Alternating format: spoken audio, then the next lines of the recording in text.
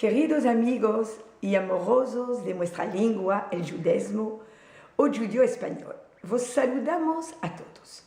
De París, nuestra asociación, aquí estamos, los amigos de la letra sefarad, vos envía felicitaciones para este Día Internacional del Latino que organizasteis hoy en Bar-Ilan, donde vos topáis todos reunidos.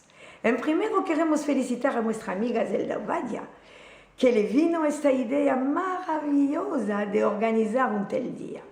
Felicitamos a Moshe Shaul, director de la revista Ki Yerushalayim y vicepresidente de la Autoridad del Latino, y a su presidente, el señor Yitzhak Nabon, y también a toda la comunidad que está reunida en esta ocasión.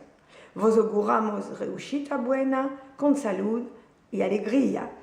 Aquí en París hay más de 15 años que nuestra asociación labora para mantener y transmitir la cultura y la lengua judeo-española a la generación que viene. En 1998, cuando empezamos la asociación, no estábamos más de 15 o 20 amigos con Jean Carasso.